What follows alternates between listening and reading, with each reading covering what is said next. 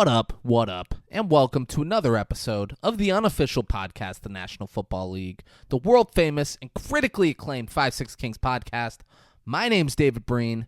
With me, as always, my dear friend, co-host, and award-winning actor, Braden Bullard. Braden, how are you, man? Oh, David, I'm doing good.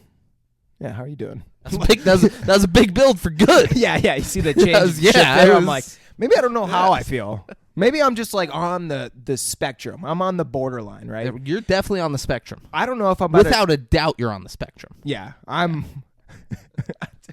fuck, yeah. No, yeah, I'm on the spectrum. But I was trying to be like I'm on the spectrum to being a soldado, right? Do you know what soldado means? You're on the spectrum of autism. Yeah, that too. Yeah. But what do you think soldado means, bro? I don't know, actually. Autism. No, it doesn't. Be great. Yeah. Be great. Sicario, Day of the Autism. Benicio is just I don't know, bro. Hold on. I'm not going to. Whoa. What's he doing? What's Benicio doing? He's bro, I can't do it. Benicio del Toro, anyone names a year. They're like, well, remember what happened in 1976? He's like, yeah, the San Francisco Giants won the World Series. Names a player, said he was to start shortstop. He went 2 for 4 in Game 6. He is quick with it. Yeah, he knows every stat. But no, dude, soldado means soldier. It's the Day of the Soldier. That's not as cool. But you know what Sicario means, right? Hitman. Yeah. Hitman. Day of the Soldier. Yeah. There we go. Yeah, that's what this felt like. Yeah, no, like the Day of the Soldier. Yeah, that's what a big part of this. I feel like this movie was about. Was like it's about soldiers. Well, hitmen. About Benicio being like, "Am I a hitman or am I a fucking soldier now? Like, what are we doing here, dude? I don't even know where I'm at anymore. I got my revenge, but I want more. Yeah. Not all of his revenge. No, not all. Yeah. But how are you doing? There's always more revenge to be had. I'm doing well. There is always more revenge to be had. But you're well, like you could be better if you got all your revenge. Is that what you're kind of? Oh, for sure. Yeah. There's still revenge to be had. There's a list. Yeah. Yeah. You know, my wife is still dead. Oh. And my daughter still all acidy. Dude. So, but we'll get that revenge. Like, what are you now? Just acid? Me? Yeah. Well, no. I'm a human. No, yeah. With like bone and water and blood. Yeah. Skin, but what does it mean to disintegrate hair. in acid? I don't know. Like, you get what I'm saying, though? Like, it's not good. No, but do you just... It's not good behavior. Do you evaporate? I don't care about it, but it's not good behavior. No, yeah, it's not good. Yeah. It's a fucking weird thing to think. Like, what actually happens to you physically? Like, you disintegrate, but like... You're in the acid. Yeah. You're just blood like ashes just mixed in the acid. with the acid. Yeah. You don't like evaporate in the There's sky. got to be like some You don't part like of go you. up in the sky and make rain. No. That's not what happens. Hey, hold on. Speaking about that, you gave me a great idea. All right. Thank God. So there's people that, die, right? And every goddamn day. Every fucking day, every moment. And what do? They want to be planted as like the fucking soil for a tree and then become the tree. Oh, yeah. I want to be made into fucking rain. Yeah, I want to be like how there's cloud seeding, like that's real now, like chemtrails and stuff. I want to be a chemtrail. I want them to take me. Can they do that? I'm sure they fucking could if they wanted, dude. Like, why not turn me into some fucking form of water and just let me just bless the farms, That's way better than being soil. Dude, you're fucking... Dude, water is everything. Yeah. Oh, fucking you're onto something. And now I'm into everything. Yeah. There's a little drop of me in everything. Oh, man. Because you know what they say? They say blood makes the grass grow. That's what they say. Is that in something? Dude, it's from something, but it's also from the fucking football team I used to be a part of. They blood used to makes the grass grow. They used to make us chant that on the bus as we'd enter in. Now imagine like another high school that it's just not thinking like that. I would have laughed if that's what was happening. Yeah, I'd be like, that's corny. Yeah, if we're like out on the field to stretch it, we hear them chanting that on the bus. Yeah, but there's one kid that's gonna be like, I don't want to play this game anymore. For sure. Because there's some kids that think it's silly that are on that bus, and there's some kids who are like, no. No, that's fucking does. That's fucking Right? crazy. There's 80 of them together, and they're screaming about blood making the grass grow. Yeah. Coach, I'm out. Yeah, I'm not. This is too much. I thought we were playing sports. This is madness. But yeah, you're doing good. I'm doing good. Yeah, you pumped. You ready to? Oh, I'm fucking ready. You ready to hit, man? Fucking ready. We gonna talk movie? David, let's talk about Sicario, Day of Soldado. Can you? Yeah, what are you thinking, bro? What do you think this budget is? I'm gonna need you to do me a favor. Talk to me. I need you to tell me the budget from the first one. Okay, let me look it up real quick. I think the budgets were very similar. Give me 1 second. So the budget, that was the box office. All right, so the budget was $30 million estimated. So they gave a rough estimate. All right, I'll say this one was 45. Lower than 30. Nope. Okay, more than 30. Yes. Okay, 35. Yep, that's exactly what it was, David. That's surprising. I thought there was Estimated. Look at that. 35 estimated. I feel like there was. You got the whole thing up. I got to look over there. Yeah. I didn't see nothing. You didn't see shit. I feel like there was a good amount more action in this one. Yeah. So I'm surprised that it was. I mean, they just have to fucking shell out to get Emily Blunt to Yeah, play that's what I'm fucking saying. FBI agent? Yeah, maybe. Yeah. And they were thinking about keeping her in this movie, but they were like, dude, we gave her character full circle. And the director was like... Unless she goes fucking nuts and, like, starts killing people. Yeah, and the whole point of her character was to be that moral light, right? That, you know, that beacon of a fucking morality in that movie. Yes. And the director was like, we don't fucking need that again. Yeah. And we were, I mean, kind of in a way we never really did. The only way she would make sense in this one as if it was just they broke her and, like, she blames them and she's trying to find Benicio del Toro and Josh Brolin and kill them. I would have enjoyed that. That's honestly. the only way she would have made sense in any Sicario movie. I agree. Benicio made her look like a bitch at the end. Yep. She could have killed him and didn't. Like, she can't just be an FBI agent in this movie. Dude, everything you're saying is exactly, I feel like, what they needed to kind of give her character. Like, especially if you're going to bring it back. But because most people didn't probably like her character because they're pulling away from what the viewer wants to see. Yes. So now you're giving the viewer the opposite, where they can actually kind of like enjoy Emily Blunt's character a little bit more. So that would have been cool. But I do still like the choices that they made with this movie. I mean, I think it was overall really good movie. I think it's very hard actually for me to choose between the first one and the second one. Oh, I think the first one's a lot better. A lot of people say that, yeah. And I do agree to an extent. This is cooler. I'll look up scenes from this movie on YouTube. That's kind of what I'm. But I think towards. The first one, like start to finish, is a much better movie. Yeah, it has a better full circle moment, yes. And it makes more sense in a way as to like what's going on and why we're seeing what we're seeing in a way, or you know, just there's a better storyline in a way to it. But yeah, like I feel like this movie had some better moments. And kind of like better pacing, but the thing is like they didn't really have a good ending. But the one thing for me that I enjoyed is they didn't have Emily Blunt, and it's not even Emily Blunt; it's just her character, dude. It's just like that moral beacon where like really no one gives a fuck about it, like as the viewer's kind of perspective. But I get why they put her in. You know, like you need that contrast, and that helps build on what they were doing in Sicario. But yeah, I mean, I do agree with you that the first one probably was overall a better movie. Yeah, I mean it was. Yeah, it was. No problem. No problems about it. Don't fight me on it, bro. This one, last one made like 80, 85, I think. Mm-hmm. I'm gonna say 90 for this one. Lower. Did it make less money? Yes. All right. 70. 75. 75. 75. They got to be happy with that. Yeah, still a $40 million profit. Yeah, I saw somewhere else where it made 80, but that probably just isn't from the box office. It's probably from like other things too. Okay. Yeah.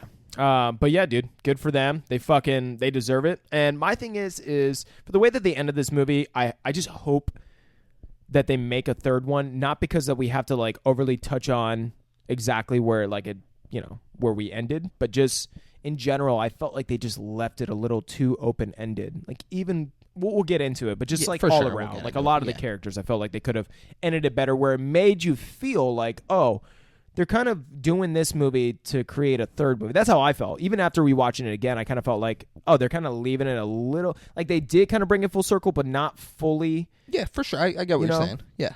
So hopefully one day they'll come out with another one. So David, you thinking? We're talking ratings. Are dude, the ratings I, in? I fucking love the ratings, bro. Actually, the ratings are pretty low on this one. Let me get to it. So, you'll get to it, baby. Don't worry. Yeah. Ain't nothing but a thing. You'll find it. Don't fucking rush me, bro. So, IMDb gave it a 7.1 out of 10. Rotten Tomatoes gave it a 62%. Metacritic gave it a 61%. And then Google users gave it a 78%, which is crazy to me that many people went to Google and was like, I need a thumbs down this. It's definitely people who loved the first one. Yeah, and they were people who saw the first one and thought this is the greatest movie I've ever seen, and then saw this and it was so different. Yeah, they were like, nope, not for me. Yeah. What do you give it? I give it an 8. I want to, I was almost about to give it a tie because what'd you give the last one? 8.1. 8.1. Okay, I thought you did. Yeah. The full circle at the end is much better in the first movie, and it really makes you feel like you just watched the full story, right? As to where this one, you feel like you're still needing more by the end of it. But the first one, like I was saying, had kind of Emily Blunt, where it was kind of like constant, like a Debbie Downer in a way that constantly reminded you of certain things that I feel like I didn't want to be reminded of, kind of. But the second one had a lot of kind of like a faster pace and a lot of kind of cool scenes as well, to where it's like, but not overall as good of a story as the first one. Definitely not as good of a story as the first one, and I think they had more like just big explosion action scenes in this one. Yeah. But also, like, I think my two favorite scenes in either of these movies are in the first one, where it's Benicio del Toro killing the guy and his family. Yep. And then at the border, where it's the two cars and that's an awesome them. scene. Like that tension in those scenes. Like this one, there's more just like loud explosions, big gunfights, stuff like that. It's awesome. But I think like the first one, just they use their action scenes and they use their killing to be like, oh, like this is fucking nuts that they're doing this right now. Yeah. As opposed to just big. Yeah. I completely agree with you. The way that they were able to capitalize on that tension in those scenes were fantastic and more memorable than even the cool scenes in the second film. Yeah. So I do agree with you. I give this a 7.5. Nice. Yeah, like I give the last one 8.5. I think the first one's significantly better in my book. Nice. Yeah. But this is still not a bad movie by any stretch. No, totally. I've even seen people say like, dude, this could be its own standalone film. And if people didn't see the first one, here's the thing. I think if it was its own standalone film, I would maybe like it more. Yeah, and that's what it seems like a lot of people are kind of saying too. And that's what I'm saying. I feel like they need to do even the second film justice by making a third film, because I feel like there's so many people who feel like it is basically a different thing. Like instead of being in the Middle East or doing other things like that, like now there's, totally solely dealing with, this cartel or these cartels in Mexico and stuff. So, I don't know. I find it the overall storyline, very interesting, but they're like two kind of different things, right? And it could be like its own standalone, but this film needs I feel like another film to really bring this story like full circle. I agree. I don't know. Yeah. They win any awards? Oh, David, did they, bro? So, let's get to these. I got too many fucking things open. All right, so they got 1 win, 8 nominations. They won the Hamilton Award at the Italian National Syndicate of Film Journalists. The Hamilton Award? Dude. After Hamilton? Yeah. Jay Hamilton? Fuck. The guy who shut down the mill to open his casino? Yes. That Hamilton? I fucking love that dude. Dude, he's a bad man. He's a bad man. That's why he had that guy go special forces, special treatment on The Rock. It was nuts. It's the best thing you could ask for. Yeah, fucking great. Next time someone asks me to do, or I need to ask someone to do something that, or you get what I'm saying. Special forces, special treatment. Yeah, that's what I'm going to tell them. Yeah. I get it. Yeah. But what were they nominated for? Oh, dude, they were nominated for, I don't know what the fuck, Discovery of the Year World Soundtrack Award. They discovered the fuck out of it. Are you kidding me? Yeah, they really did. What's his, Hildur. Yeah. He discovered. Yeah. Man, look at that. We are at the Golden Trailer Awards. They were nominated for Best Action, Best Original Score TV Spot, and Best Thriller. I don't know what the fuck that says. The Transatlantic... That's exactly. It's Transatlantic but it's spelled all weird.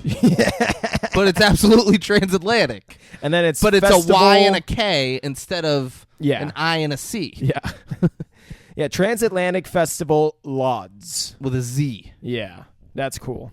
I'm sure that's what they thought. Like, oh, that'll be cool. Yeah, they'll like it. That'll catch the eye. They were nominated for New Cinema. This was a new cinema. You can't argue that.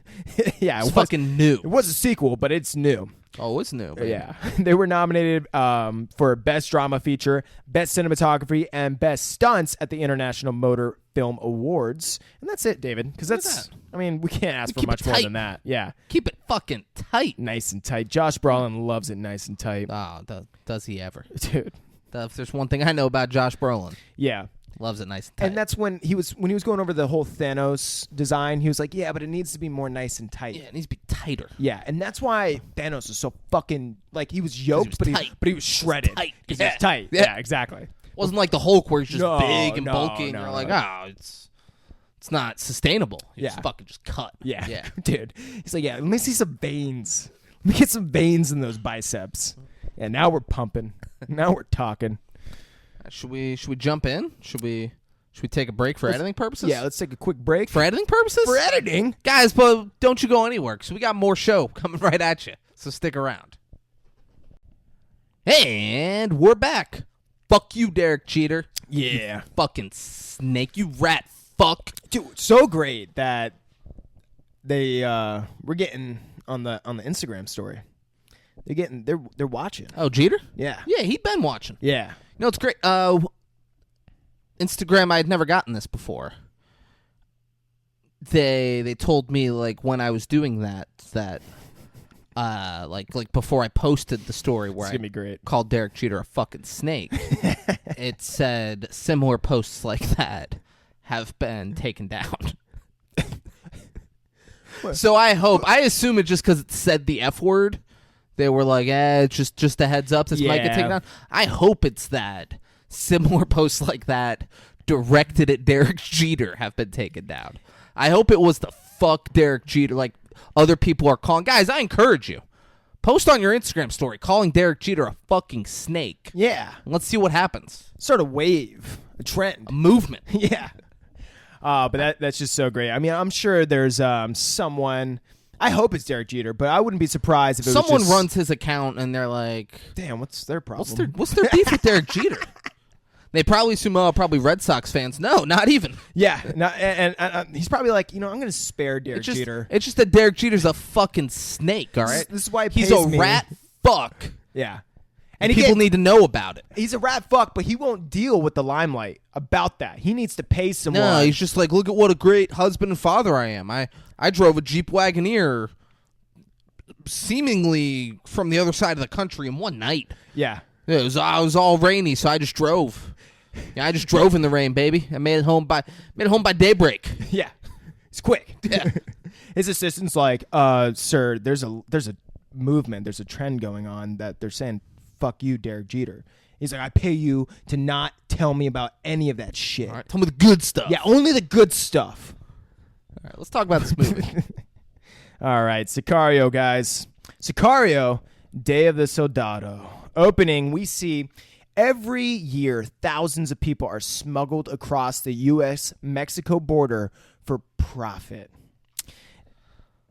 This border is controlled by the Mexican cartels, which is kind of crazy to say. That's a far worse thing to have in the beginning than the first one. Yeah. Immediately, this is going downhill. Yeah. First one explained what Sicario meant. I would hope that like there's some politician out there being like, I mean, even in Day of Sicario or the fucking Sicario Day of Soldado, they even talk about how bad and poor our fucking border is. We need to fix this issue. The cartel running it. Yeah. 1 second. What'd you do? The monitor went off. We got too loud, bro. This GarageBand thinks it knows better than we do, David. It does. Yeah. My God, it does. It's like, bro, this is way too loud for the viewer. Yeah. Got to turn that shit down. All right, so we are now at the U.S.-Mexico border in Texas. Dude, let me tell you, man. I got robbed in Texas, all right? Amarillo, Texas. It is in the upper left corner of Texas, and it is... You got robbed underneath that? Amarillo Sky. I don't know what you're referencing, but fuck yeah, It's dude. a Jason Aldean song. I fucking hate Jason Aldean. Yeah, he's not great. No, but, I'm just kidding. But Amarillo Sky is one of his songs. Yeah, so fuck Amarillo, dude. When you're is that how did you pronounce it? Amarillo. Amarillo. So real, that's how He pronounced Jason Aldean pronounces it in his song. I might be putting an Jason R in Aldean, there. yeah. Also, Jason Aldean could be talking about something other than Amarillo, Texas. Yeah. Yeah. I'm thinking armadillo, so like Amarillo. Armadillos are sick. Yeah, dude, they're so cool, bro. Imagine having that shell, bro. Oh, You're dude. indestructible. I would go nuts with that shell. Are you kidding me? Oh, man. So, no lie, as I'm driving through Amarillo, Texas, there are literally signs. And this is like, there's a bunch of highways that all interconnect through all these, like 5 different states that connect right in that corner of Texas. And there are signs where you're literally driving by prisons that say, watch out for escaped inmates. I swear to God. And I believe it. I don't know. know. Yeah, totally. And so we pull off to the side. We need to find like a hotel late at night. We pull up and, get robbed, whatever. But just thinking the entire time, I was talking to the cop and he's like, yeah, this shit happens all the time. I'm sure it's because of that fucking border, bro. It's because of that border. Because the I don't know where I was cartel. going with it, but- It's. I was hoping the robbery was a fun story. No. And then you just kind of gloss over, like, and whatever. I got robbed, and the cop's like, it happens all the time. I was thinking about saying some fucked up shit, but I was Yeah. like, nah. All right. I'll leave that for the movie. All right.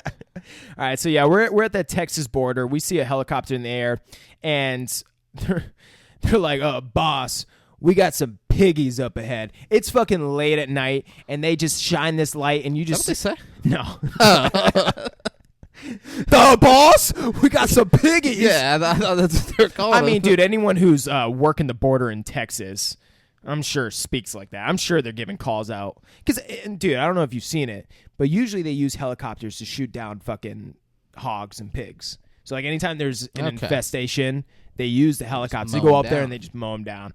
So I'm sure those Texas fucks are saying something like that. But they then cast light on like 30 fucking people trying to cross the border. And then Border Patrol pulls up with 4-wheelers, trucks surrounding them. And one of the motherfuckers thinks, oh, I could get out of here on foot. I can outrun 4-wheelers. I can outrun a helicopter. Naturally. Yeah. And then he runs like 30 feet. He's like, no, I'm cooked. There's no way I'm fucking evading these people. And he immediately like puts down his bags, takes out a fucking prayer rug, and you're like, this is not going to be good. And they get close to him. They surround him. It's never good when the prayer rug comes out, like as you're getting swarmed by military. Yeah. And you could tell the look on this guy's face is like, he's like, here we go. This is it. It's almost never for him to pray. Yeah. It's never like, I'm going to say a quick prayer before I get arrested, hoping that my God brings me through this. It's almost always, I'm ready to die. And it's weird because it's like, if I could just get the rug rolled out in time, it did the prayer for me or something. Like, it's like, I'm good to go now. We've got to have the rug. Yeah. I wanted to say a prayer, but at least I got the rug rolled out. There You know what I'm saying? Because then he realized I got no fucking time for prayer. Yeah. And he's surrounded. He says a quick prayer. Yeah, no, he does. I know. Yeah, but he pulls out the device, and we're like, what the fuck is that? And they're like, drop it. And he fucking blows himself up. And we don't really see the guys die, but we imagine. I mean, we see him kind of get blown back. Yeah. But we don't see anyone crawling for an arm like in the first movie. No. They're like, that was pushing the limit right there. But next day, we're the DEA, they find the prayer rugs. It took them till morning. But they found 3 prayer rugs like farther up. It wasn't the dude who's blown up. That rug is blown to bits. But then we cut to a grocery store. This is like one of the most fucked up, memorable scenes, I feel like, in almost any film, dude, that you actually like witness and like see in a way. Because we see 3 dudes who look like they're up to no good. All right. They walk in and they go down separate aisles and they just blow themselves the fuck up. And we see some people, they all start to go out towards one area of the grocery store. I don't know if there's like another door, but this mom grabs her daughter and they go towards the front doors that everyone usually walks in. And there's just one of the dudes just standing there and he's face to face with her. And she's like trying to almost like beg him in a way to just like let them walk through. And he like looks and like, this is the fucked up part, like ponders it. You can kind of tell he's just like, and then he just grips down and blows him up, and it's like, whoa, that's dark. Even in the beginning Oh, of this wild film, scene. you're thinking they're gonna let them go or something. Here's my and it's kind of my issue with this movie. Mm-hmm. The first scene didn't need to happen. The one where they're getting caught by the Border Patrol? The grocery store scene should have been the opening scene. Yeah. We didn't need the first scene at all. Yeah. Like, that's kind of, there's a few scenes where you're just like, why is that in here? Where, like, grocery store scenes should have been where the movie opened, and then we go on from there. Maybe they showed it. I do agree with you, but I think maybe they showed it to try and build some type of relation or incentive as to why the U.S. government would end up maybe doing what they're doing. I mean, you could explain it's because they're getting people across the border. They could have done it any other way. Yeah. Instead of just having a less cool suicide bombing scene right before. Well, I mean, I don't want to say cool. No. But right before, like, a much more intense and wild suicide bombing scene. Yeah. It just the first scene kind of just felt pointless. Yeah. I think they're really just trying to punch in that border. Sure, but but I agree with you. We don't not know that it exists. Sure. You know? Yeah. No, totally. I agree.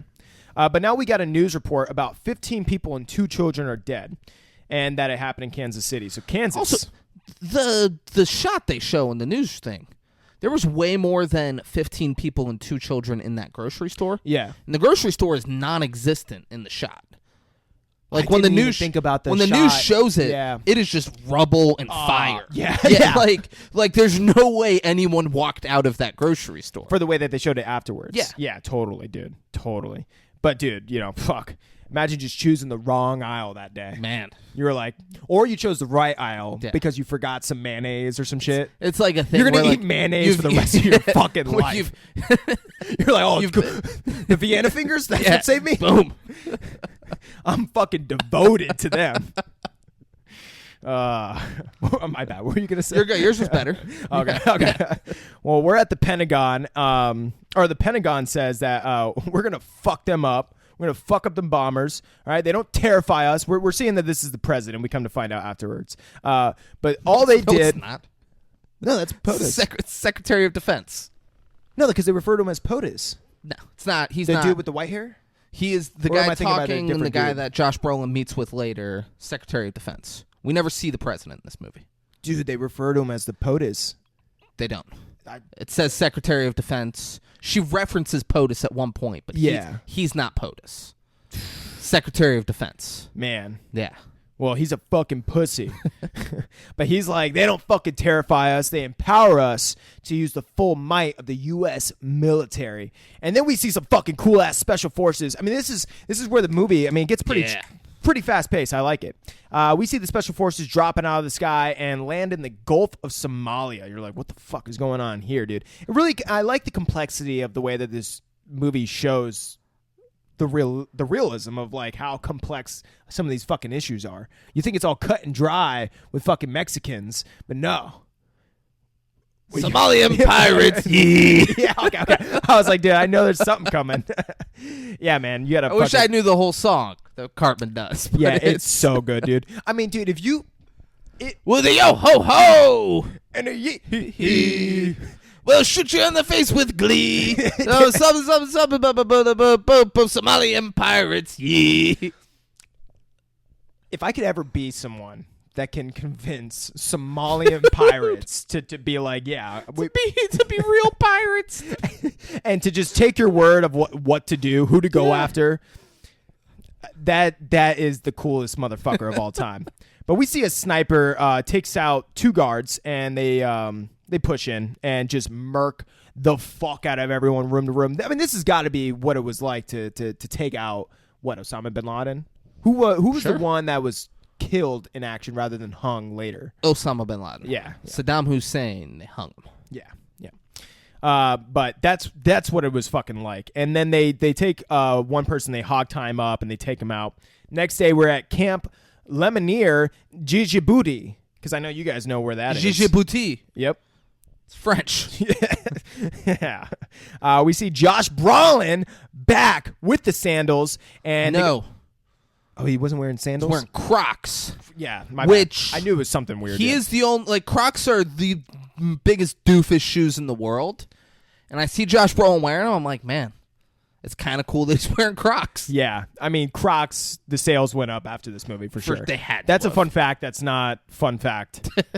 But for sure is a fun fact. So yeah, so we see Josh Brolin back with the Crocs, and he goes in. They got the water, dude, like in the room. They got like 20 fucking barrels of water, big gallon thing or 5-gallon things of water. Yeah, and they're in like a shipping container is what it looks like. I don't know what the fuck they're. It's like a room. It looks like that. Though, yeah. With this person they caught the night before, and Josh Brolin asked him. All right, so we're back in. My bad, something about the recording cut out for a second, but Josh Brolin asked him how's he doing and says, "You think I'm going to waterboard you? Pfft, waterboarding is for when we can't torture. This is Africa, stupid. I can do whatever the fuck I want." Because the guy kind of like looks at the water and gets nervous, and Josh Brolin's like, "Yeah, you fucking idiot. You're nervous about the water."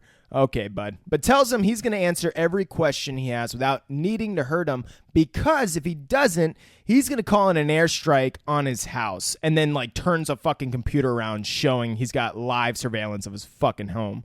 And then tells him he's got a nice pool, which he does. It's a nice place. Yeah. In the middle of fucking nowhere, it looks like. So There's whoever said crime doesn't pay wasn't stealing oil tankers, were they? Yeah. Yeah, that's a good line. Like, yeah.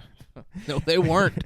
And then shows him the terrorists blowing up the grocery store. And the dude's like, "Those men are Yemen. They have nothing to do with me." And Josh Brolin is like, "Oh, okay, yeah. Like our fights with fucking ISIS. Yeah, sure. It's with fucking you, bro." All of this. Can I tell you my one issue? Huh. It's highly unlikely this guy speaks English. Highly unlikely, Yeah, dude. like that he fucking knows English? Yeah, like it would have been more likely that Josh Brolin would know how to speak whatever they speak in Somalia. Yeah, I'm kind of curious what that sounds like now. I don't think I've ever heard someone speak Somalian. But tells him all his fights are on water. Tells Josh Brolin that. And Josh Brolin is like, "Yeah, no fucking duh. But Yemen is just across the Gulf. And what a coincidence." Then tells him it's tricky for Yemen nationalists to book an international flight these days. So if their passports were fake, they'd fly straight to Kansas City rather than to Mexico, then hire coyotes to truck them hundreds of miles to the desert. So the big question that Josh Brolin has for this guy is, how did they get to Mexico? Because they sure as hell didn't fly. No, they traveled by ship. And then, so he's trying to say, but you didn't steal that ship. So who paid you not to steal that ship? And I'm like, Jesus, bro, I am never going close to Somalia. They got the waters down that much. Unless you pay this guy, your ship is getting stolen. Yeah, dude. That is fucked. I mean, I've seen some videos too where it's like they have barbed wire fucking set up all over the ship to where like if they try to climb up, they have to go through barbed wire and guns and fucking water guns and all this shit, just like prepped solely. Yeah. Can you imagine being an arms manufacturer, but it's just solely to protect ships from Somalia? It'd be kind of fun. Yeah. You're just thinking like, all right, yeah, let's put the water gun right there. That'd be good to protection for this. I don't know. It'd just be kind of fun to be like, yeah, how am I going to fuck up Somalian pirates? Yeah. On their little skiffs that they're going to bring dude. To steal this ship. Let's shoot ray guns. That'd be cool. Battery ad. Like, he's just getting crazy. No, that's too much? All right. Yeah, I guess barbed wire's fun. But grenades. Grenades. Grenade launchers. Yeah, that'd be cool. But the man knows he is fucked. And Josh Brolin shows him his brother and says he doesn't want to kill the pool guy. Right, so we got to make sure this is your brother, right? I don't want to fuck that up. So this guy, he's like, they get through all the time without my permit. They don't need my permission. And Josh Brolin's like, yeah, they fucking do, all right? Yeah. I know how the water works. Yeah. And Josh says, all right, this is your last fucking chance, buddy. And the guy says, it's a bluff. You're American. You have too many rules. And I thought that was kind of good. I don't know. You're nailing it. Every time I'm like, this is going to be really bad. I'm like, all right, that actually sounds a little bit better than I thought. Maybe I am Somalian. But Josh says, no rules today, sport. Just in the most white way to say it, like sport. Like, come on, bro. You know you're fucked when someone's calling you sport. Yeah, if they're calling you sport, it's not going to be a fun day. No. And then makes him watch the airstrike as it blows up his house and his brother. And he's hurt. But he's not that hurt, right? Like, you can tell it's painful. Tell he's angry. He's trying to get out of the cuffs. Yeah, like he's hurt, but he's not like, no. Yeah. But then shows him another brother and says he has a lot of fucking brothers. And sooner or later, he's going to get to the brother he can't live without. And then immediately Somalian dude's like, I know, I'm thinking of the brother I can't live without. All right, okay. He's like, all right, I'll let a few more of these happen. Yeah. Then if he gets to him, I'll say, all right, enough's enough. Yeah. This is who paid me.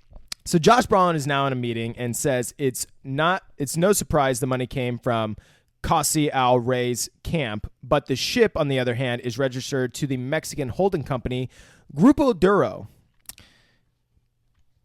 Sounds like a good holding company. Grupo Duro. Yeah.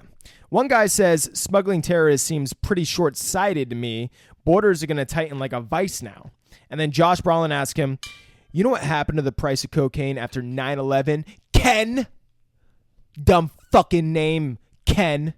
Yeah, you know what fucking happened? The fucking borders tightened, all right? And that's good for fucking business. And then he walks out. Because Josh Brolin knows everything, bro. He really is like... I mean, even the fucking Secretary of Defense is like, dude, I'm a cuck compared to you. Absolutely. Yeah. You fuck my wife. But now we're at the Texas border. We see some kid who's saying goodbye to the fam because he's going to the science fair. And you're like, okay, this is good. This is nice. What a good kid. Yeah, this is, I mean, he just seems like a good brother and just a good child. And they literally live right on the border, dude. He comes out the house and you could see the border, the fence. And we see he's in middle school because a bus pulls up that says middle school or on it, and he fucking doesn't get on the bus. And we're like, okay, this isn't good. What's this kid about to do? Is he going to smoke cigarettes? Oh, no.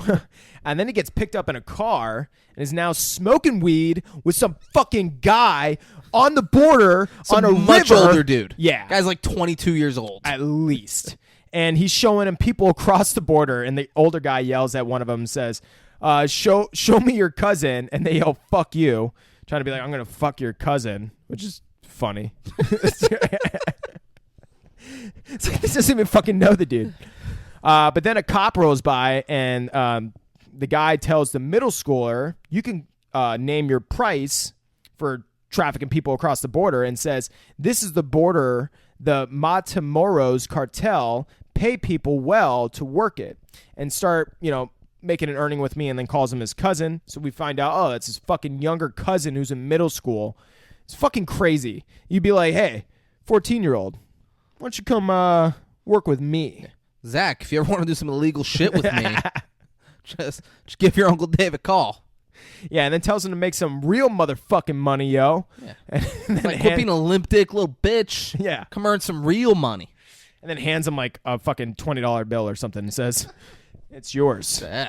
Plenty more where that came from. See? Dean of discipline. That's how we treat you with that 10%. I'll give you a crisp $20 and a crisp $20 bill upon arrival. Yeah. Just as a good deed. Yeah.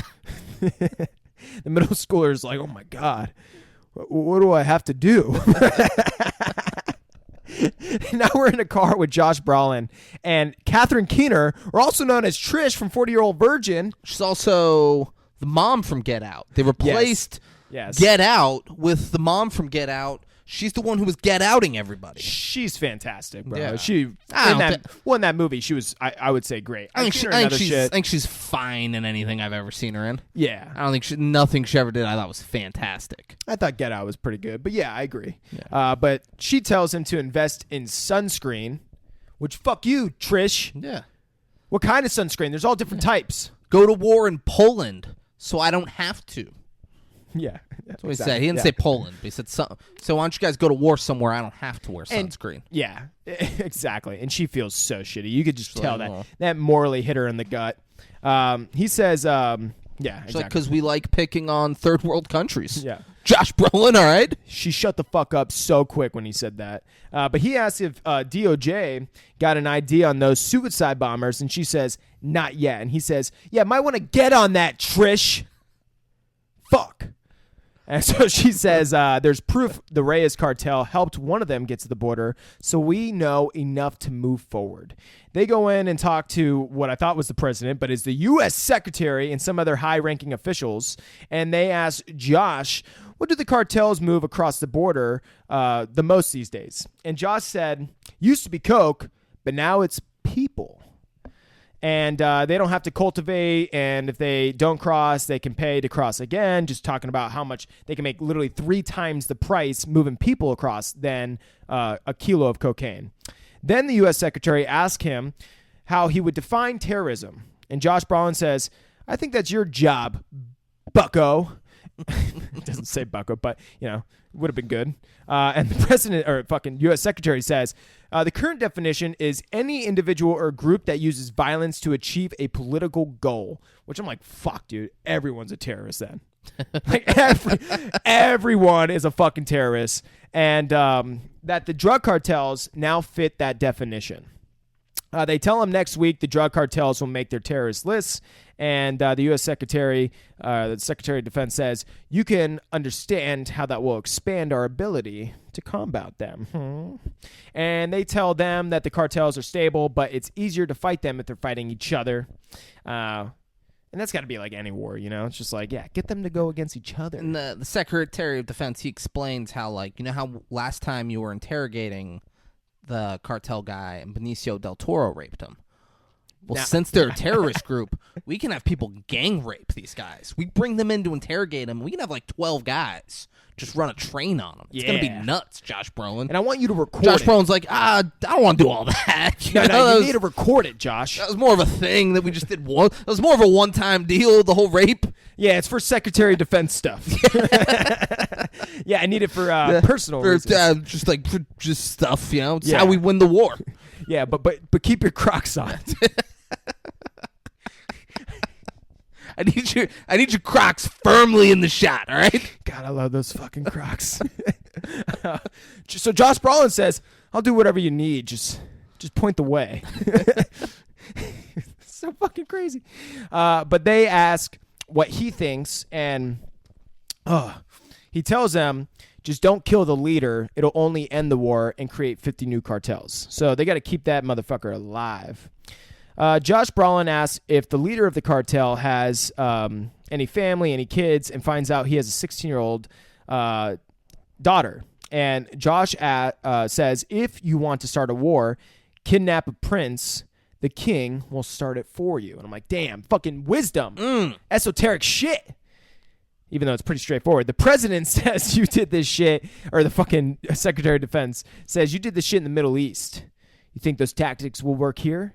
And he says, if you want it to, sir, I'll butt fuck any one of them. Fucking do whatever you want. They tell Josh the boots you hire are going to be on the outside, and the same goes for your supply train and air support. Josh Brolin's like licking his fucking lips. Yeah. He's like, I love air support. Josh Brolin says, if you want to see this through, I'm going to have to get dirty. And the Secretary of Defense says, dirty is exactly why you're here.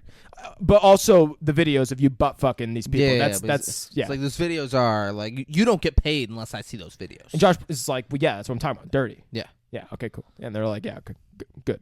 All the other high ranking officials are like, good. They're all just old, hand in their pants. Yeah. Yeah, it's good. It's nice. Good. They're fixing their badges. Awards. What the fuck are those things? Medals. Yeah, that's what they are. Josh is meeting with an arm dealer and says he needs drones, snipers, Blackhawks. Here's the thing. The scene was unnecessary. It was unnecessary. We just got told by the U.S. Yeah, the like Secretary there's of Defense. just the scene where he meets with a guy and he's like, I need all this shit. And the, guy's guy's like, all right, I'll get it for you. Anything Josh Brolin talking about anything, especially fucking guns, are like, that gets my dick hard. Yeah. They're like, yeah, that's masculine. That's testosterone. That's what we need. But yeah, it was kind of useless. But tells them they're going to go to Mexico. And the guy's got to be like, you got to be fucking kidding me. And then the fucking treasury is cutting checks under a company in Rio. Guy tells Josh, I want 150 over cost and immunity. Josh said they meet with the arms dealer. That's what we're talking about. And Josh says, done. And congrats. You can afford your own hockey team now. And the guy's fucking ecstatic. Yeah. He's so fucking hyped to own his own hockey team. And I don't really understand, like 150 over, would it just 150,000? I don't think that's enough to buy. I assume million if you own your own hockey team now. Yeah, which is just crazy. That just shows where our tax money's going. It's the fucking arm dealers who are getting 150 million overpriced. There we go. It's fucking crazy, bro. Yeah. Because there's no way. I mean, it shows what this movie says our taxes are going to. Yeah. I'm sure it's fucking like that. I'm sure it's expensive. I'm sure they don't just outright say, no, I want 150 million extra dollars. It would never be like that. It'd be like, okay, we need to up the price of every item. Yeah, the guy would just charge more. Yeah, exactly. It would never be like, yeah, come out you're and say cut. you're going to pay $150 million more than you need to. We'll show that in the budgeting. Yeah, fuck no. But now we are in Colombia. Bogota. We see Benicio del Toro making his comeback, walking down the street, and he looks at a light in an apartment. We're like, what the fuck is he looking at? And he goes to the stairs on the outside of the building. We're like, why is he doing that? And then there's a fucking... he's got his pistol drawn, and he sees a fucking note saying... He sees that someone's in his apartment, and there's 2 like black SUVs in front of it. Yeah. So he goes through the back. Yeah. So we find that out because he sees this post-it note that's saying, I'm sitting in your living room. Don't fucking shoot me. And he goes in and he sees Josh. Josh Brawler's just chilling. Josh tells Sitting him... on the couch, arms stretched out. Josh tells him, there's no fucking rules this time. I'm turning you loose. Carlos Reyes, how's that for loose? And... dude, immediately Benicio unzips his pants and he's like, I'm so fucking... He's like, talk about loose. I'll rape every one of them. I'm hard as a rock. Yeah, dude. Benicio is so hyped to rape. But he goes, here's your chance to get even for your family. You're going to help us start a war. And I'm a little confused by this because I thought he fully got... Like, I know cartels are still out there and shit, but I thought he got his vengeance at the end of the last film. Yes, I don't understand the connection. I don't know who Carlos Reyes is in comparison to the guy he killed. Yeah. Because I thought that guy was the boss, and I thought he killed the boss and the number 2 in the last one. Yeah. That's what I thought, but I'm not sure who Carlos Reyes is here. Yeah, and I think it's kind of maybe like what they're insinuating in this one, which is like when you chop the head off the snake, it just ends up creating many more cartels or something like that. But why is Benicio del Toro? Because this guy, he even says later, like, this guy is the boss of the people who killed. Like, this guy had someone who worked for him kill his wife and daughter. I feel a little silly, but that's why I was even thinking, like, did he only kill someone who was, like, next in line? Yeah. Almost before the main dude?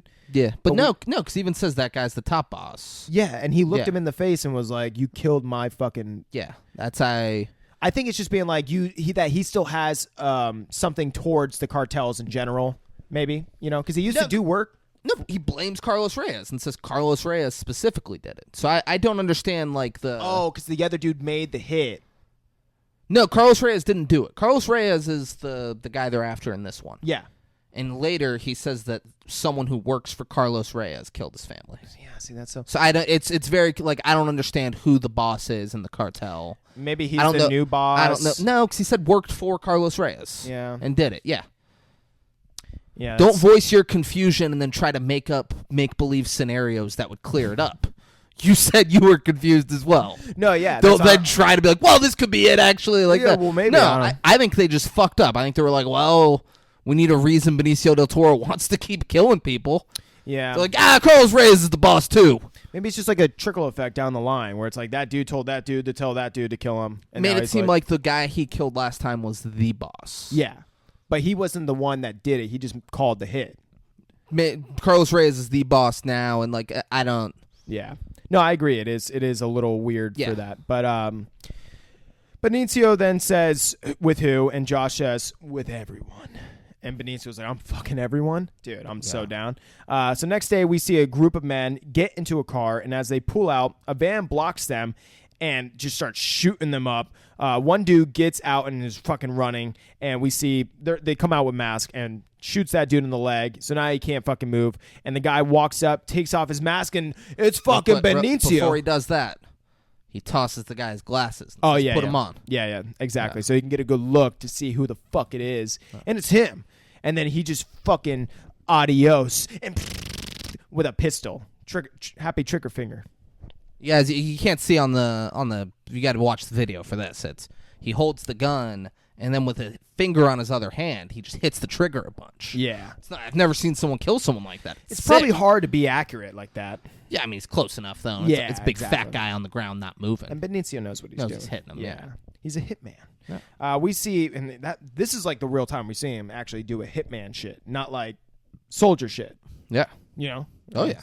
But we see a new clip says he was killed by a rival cartel. Official suspects suspect. He was killed by a rival cartel. They fear further retaliation and a new cartel war. So what they're doing right now is exactly what Josh Brolin was telling Benicio to do, which is to go fucking crazy and start wars in between multiple cartels.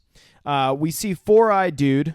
I don't know. I hope that's how we referred to him from the first film. Burn Notice. Yeah, Burn Notice. I kept referring to him as Four-Eyed Dude. Yeah, Burn Notice. Yeah, Burn Notice. We see dude from the first film, Burn Notice, with a group of people up in a building overlooking the city, and one guy says, this would have been a lot easier taking her in the house, could get real sloppy. And Four Eyes says...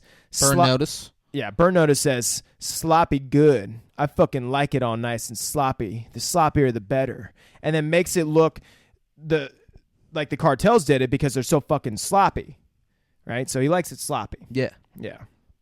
But they get the guns ready, and they pack the bags, and they head out.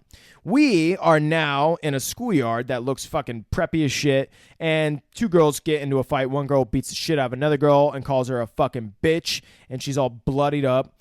We are now in the principal's office. It's the girl from Madam Web. That's it. That is who it is, yeah. We're in the principal's office, and both girls are in there. And one girl says, or the principal's office... She called me a narco whore, so I hit her. What would you do? And she's just the girl is so stonewall, the girl from Madam Web, that the principal's almost like a little taken back. He's like, Dude, principal. So it's a white girl and a Spanish girl, and the white girl's like, she started it, and the Spanish girl goes, she called me a narco whore and slapped me, so I hit her. What would you do? And he tells the white girl to leave, go to the nurse, and then he's like, what am I gonna do with you? He's like, someone needed to do that. It's not your place. And she's like, good. Then you beat the shit out of her. And he goes, I should expel you for this. She says, then do it. Yeah. And there's just a pause. Then she goes, that's what I thought. Yeah. And leaves. That has to be the worst fucking job in the world. Mm-hmm. That guy's a principal. He's got a little girl just fucking like, you and I both know that if you expel me, my dad will have you tortured and killed. It's fucking crazy. Like, I could do whatever the fuck I want in this it's the school. hardest 4 years of And his she's life. just like, he's just like, oh, fuck, man. This sucks. Why'd I get into teaching? I didn't get into teaching to deal with this bullshit. I'm a principal. Yeah. And then she just walks out. Wonder how he's doing. But we see an overview of some cars, and then we see the group with Josh Brolin and Four Eyes, Burn Notice, put a mask on, and they get ready. We see the girl from the school in the back of the car that we saw from the overview. Now we know she's the 16-year-old girl that they're going after. One of the SUVs get blown the fuck up, and then the one that the girl's in, they try to get away, and as they're trying to back up, another car comes and just rams right the fuck into them, and then they force the girl out, they tie her hands together, and they put a bag over her head and into the back of the truck that, like, ran into them. But then they put, like, noise-canceling headphones on her as well. Mm-hmm. Benicio tells the driver, as he's, like, handcuffing him to the door, tell your boss, Carlos Reyes, this is what you get for fucking with the Matamoros cartels. And he... like very nitty gritty shit, or the way he said it. And so they're starting the fucking wars. They go straight to a plane. Like, this is quick. Like, we're quick cutting straight to a plane, and they're taking her basically back to the U.S. We see the middle schooler get dropped off by the shitty cousin, right? So now we're back to the dude and the older guy who's trying to get him to fucking traffic people across the border. And now he's driving a car and goes to the mall. It's like, okay, I guess he's got a license. He's got mall shit to do. Well, yeah, mall shit and a license. Collects some money from the back of some restaurant place in the food court. Yeah. U.S. Naval Air Station now. We're in Texas again. The girl is brought out from the plane and put into a car. Josh Brolin is now in the base going over satellite images and feed over homes and calls. And... we see an overview, Jesus, of the people that Josh... An overview of an interview. Yes. Thank you. Of the people that Josh killed earlier when capturing the girl, and Josh tells them only one died in the crash, one died from gunshots, and the other two were left alive just to see what they would do. So the overview, all four of them are dead. Yeah. Yeah, exactly. They're all fucking dead. Then they're looking at the the surveillance footage, and they find a cop who ended up on the scene and called the king. So Josh gets them to lock on it. So they see a cop come up and shoot both the guys, and then like a minute later, like using the satellite feed, they see him on the phone. Yes. And Josh Brolin's like, right there, that's the call. Track that. We got the king. It. Let's go. Boom, that's the king. Yep. Let's go. Yeah, Josh knows what the fuck he's doing. Yeah. We are now at a random house in bumfuck nowhere. Benicio is sitting at a table with the girl, still tied up with a bag on her head. One dude takes her to the bathroom and tells her to use the restroom, and she's fucking begging. She's crying her eyes out. And then we see a bunch of cop cars pull up to the house where they have her at, and she's freaking out in the bathroom. And then they do like a fake raid. So they start like shooting out windows, basically yelling shit, and then they bust into the restroom where she is and then ask if she's okay, making it seem as if they're there to save her, like they're the good guys. But it's the same fucking people who kidnapped her in the first place. She don't know shit. She doesn't know shit, which is so fucking smart, dude, in a way. You know, like it's all about manipulating her and getting her. Oh, yeah. Yeah. But now we're back in the same car, but now she has her mask off, and she asks if she's in Texas, and they say, yeah, we are. She tells Benicio her name is Isabel, and he asks her if they hurt her, and she says no. But you can kind of tell she's a bit suspicious in a way. When she says no, he said, now listen, Isabel, I raped the last person who lied to me in an interrogation. I don't want to have to do that again. What happened to your fucking face? And she's like, I got in a fight at school. He's like, all right, I believe you. Yeah. Proceed. She asks when she can go home, and Benicio tells her they are still going over her abduction, but she's safe, and tells her to hang in there, and then we'll get her home soon. And she is just so suspicious. She's like, fuck you, Benicio. I see right through you. I see my dad lie every fucking day. But she seems like she doesn't trust him. So Trish from 40-Year-Old Virgin pops up because, you know, gotta have Trish. And now we're at the mall. Josh, I mean, it's like quick cut. I mean, it's literally just that. We just see Trish for like a literal split second, and that's it. We're back at the mall. Josh and Benicio is meeting up with the dude from the first film when Benicio told him to not go in the room because he's going to rape a guy. He's like, you don't want to see me rape this guy, so I'll see you in the second film. We'll talk about other stuff. So, yeah, that guy's sitting with them, and Josh asks, where's a good spot to leave her? And the guy tells him, we'll hold her in a federal police depot in Mendez where we're deep enough in Matamoros land that they'll have to fight their way out. So they're trying to essentially get one cartel to go into another cartel's land to save her, but then to start a war, essentially. And that's the whole reason why they abducted her, was to find out where her father is, but at the same time, start a war between them. Start the war. And make Carlos Reyes think that it was the other cartel that kidnapped her. Yep. And get a little war going. Yeah. But they say to tell them that they raided a safe house in Brownsville and found her. They're saying that they got to get her back quick, and the guy tells Josh Brolin that the federal police will meet you at the border with an escort. Then Benicio tells the guy, any excuse to fuck with Carlos Reyes is a good thing. All right, now we got fucking burn notice. Benicio and Josh Brolin almost coincidentally, accidentally run over the fucking middle schooler. Almost coincidentally, accidentally. I love it. I love it. That's what happened, but I just love that phrasing. Yeah, I know. When I was typing, I was like, yeah, that's ridiculous, but it is what it happened. I mean, come on. Like, what are the chances? It's the kid the other kid that we've been seeing. Yeah, there's two 16-year-olds. They almost hit him with the car, and he, like, puts his hand on and goes, what the fuck? Yeah. And like, stares at him angry. Yeah. He's just like... Yeah, Benicio just, like, kind of looks at him, and the kid kind of is like, all right, you're pretty hard. I get it. The kid's like this the whole time. And then they hit the siren, and he goes... Yeah, all right. And then Josh tells him, hey, why don't you keep your fucking eyes peeled? He's like, yep. Good on Josh Brolin. Yeah. Cousin eyes has... peeled. Yeah.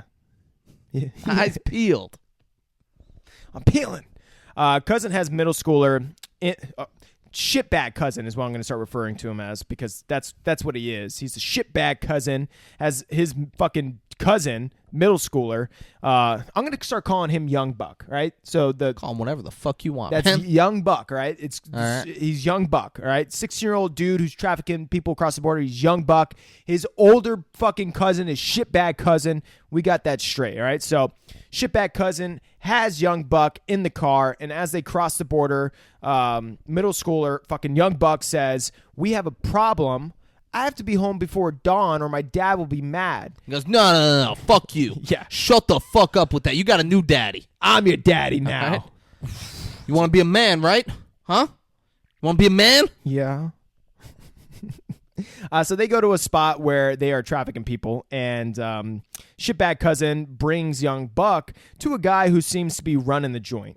They are filling buses to traffic people. I mean, there's a fucking lot of people there, and it's like there's so many cars and shit. You'd be like, this is easy to find. This is easy to crack down on if I'm like any government that wants to crack. In Mexico. Yeah, exactly. The Mexican government doesn't give a fuck. They're like, whatever. They're paid off, baby. Do your thing. We don't care if you sneak into America. This is fucking crazy. The guy that's running the joint asks Young Buck if he's ever heard of a koi fish, and he says no. And the guy says he has a pond full of them, and they're all huge in different colors. But his favorite is a huge one that he calls Santa Claus because he's so fucking fat. When I find the mother of that guy who fucked that fish, I'm going to cut her to pieces and feed her to Santa Claus. No. He's talking about the fish. You said when I find the mother of the guy who fucked that fish. Yeah, so not He's guy, saying but someone. the fish. There's someone on the phone who's fucking something up, and he's like yelling at the guy, and then he's saying, once I find the mother of the guy who fucked up, no one had sex with a fish. No, I'm gonna feed her to the fish. Oh, okay. Yeah. I thought I was taking it as like not someone. No, fucked like fish. someone's fucking something up. Yeah. I didn't take it as like humans fucking the fish. Yeah, that's what you said. No, I know. But I meant it as like. Yeah, and he said, so no fuck ups, right? And he's like, yeah, for sure, no. Yeah, no, I get like, it. all right. I don't want to get cut up to pieces. All right. I get it. You like koi fish. Yeah. Who but- doesn't? Guys, for editing purposes, we're gonna take a quick break, Yeah. but don't go anywhere, because we'll be right back. Oh yeah. And we're back. Hey, Derek Cheater. Fuck you, you rat fuck. Yeah. All right, David, dude, we're back, right? And the fucking middle schooler, right? The young buck is like, dude, what the fuck did I just get myself into? This guy was talking about koi fish, and now he's talking about I'll chop you up into fucking pieces if you don't do what I say. I'd be at 14. I'd be like, get me the fuck out of here, bro. I want to go play X-Men or something. Yeah, I'd be like, hey, could I not do this?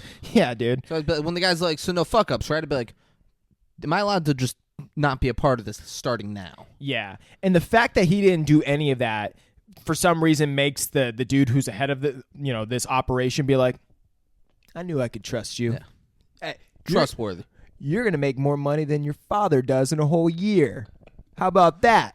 Like, And now I'm actually thinking sounds like, pretty good. fuck, maybe I'll traffic some people. Is that like be one night, sick. dude? You're making more money than a year? It'd be you gotta, because he's Spanish, it's easier for him. Yeah. It'd be I know what you're saying. It'd be dude. a lot of work for you to get into it. Oh. The kid had dual citizenship. I thought you were saying. He's able to come and go. I thought you were saying the dad's so poor. No, duh, he's making more than he does in a year. Yeah, you can't make more than Daryl, right?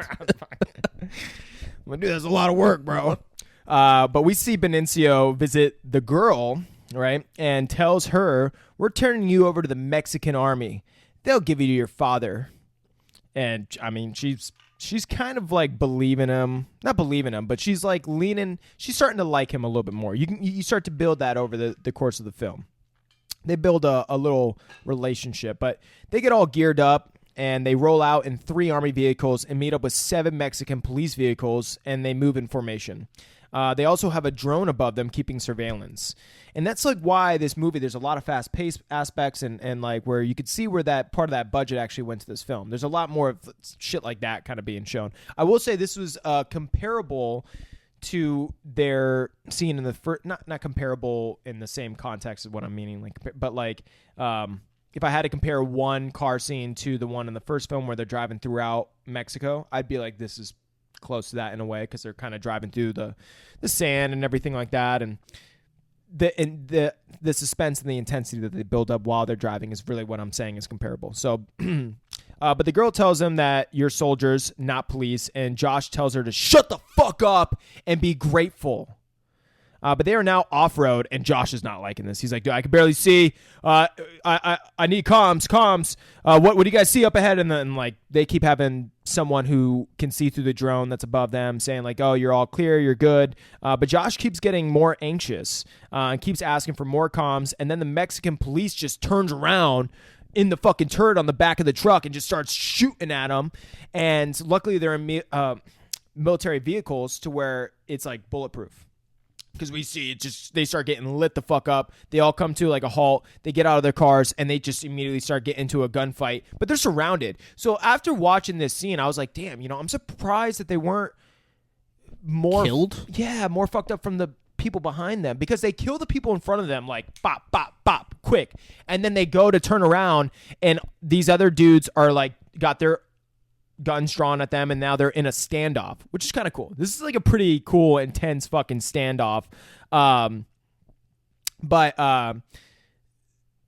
the girl, as this is happening, is like getting out, and she's like, she gets out, she gets underneath the car. And this is one thing I didn't like, is that when she gets underneath the car and then back out to start running away, there's too many bullets that get way too close to her. Yeah.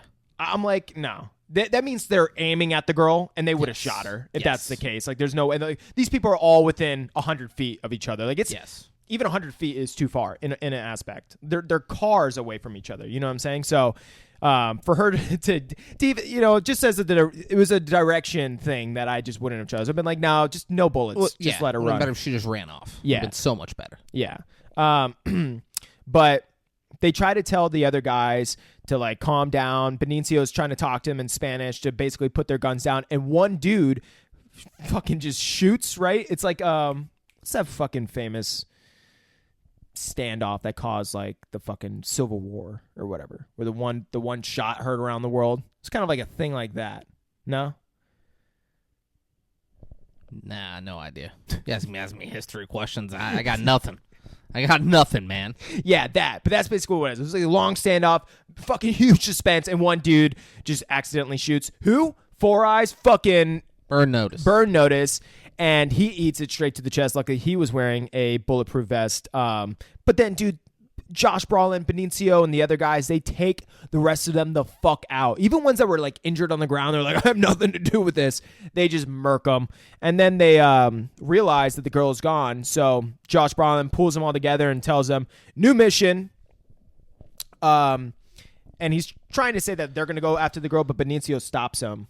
The shot heard round the world is a phrase that refers to the opening shot of the battles of Lexington and Concord on April 19th, 1775, which sparked the Revolutionary War and led to the creation of the United States. It originates from the opening stanza of Ralph Waldo Emerson's 1837 poem, Concord Hymn.